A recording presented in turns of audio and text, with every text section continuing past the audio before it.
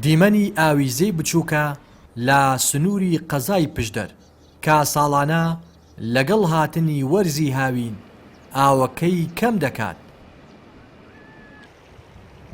ساڵانێکی زۆرە هاوڵاتیانی سنووری قەزای پشدەر چاوەڕێی ئەوە دەکەن کە حکوومەت بەنداوێکیان بۆ دروست بکات لەسەر زێی بچووک لە سنووری قەزای پشدەر، بەڵام تاوەکو ئێستا بەڵێنەکانیان بێکردارە و وەکو بڵقی سەر ئاو وایە.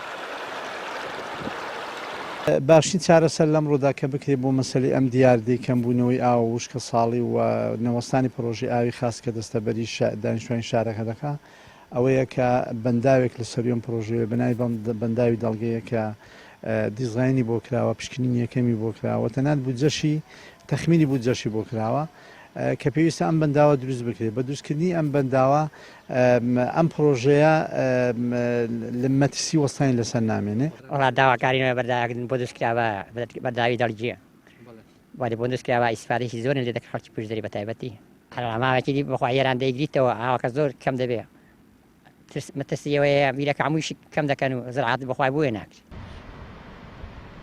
قائیمقامی قەزای پشدەر دەڵێت لە هەرێمی کوردستان کێشەی ئیدارەدانی ئاومان هەیە نەک کەمی ئاو.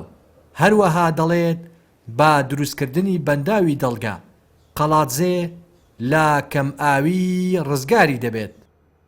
ئێمە لە هەرێمی کوردستان کێشەی ئاومان نییە، کێشەی ئیدارەدانی ئاومان هەیە. لەو کاتانەی کە ئاو کەم دەبێتەوە هەر کێشەمان هەیە، لەو کاتانەی کە ئاو زۆر دەبێت هەر کێشەمان هەیە. چارەسەری درێژخایەن و بنەڕەتی و استراتیژی ئەوەیە کە سەدی دەڵگە دروست بکرێت کە ئەمە پێمان وایە ئەمنی ئاوی سنووری پشدەر و بیتوێن و دەریاچەی دووکان بە شێوەیەکی گشتی مسۆگەر دەکات.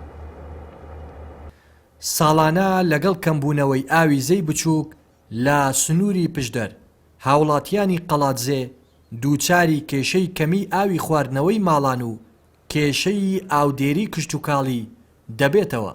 هۆکارەکەی بۆ گرتنەوەی ئاویزەی بچووک لە سنووری کۆماری ئیسلامی ئێرانەوە دەگەڕێتەوە. چاودێرانیش دەڵێن پێویستە حکوومەتی هەرێم و بەرپرسان بەڵێنەکانیان جێبەجێ بکەن و دەست بە دروستکردنی بەنداوی دەڵگا بۆ چارەسەری کەم ئاوی قەڵاتزێ بکرێت. لە دەڤەری پشدەرەوە ڕێناس ئەرسەلان، کەناڵی پەیام.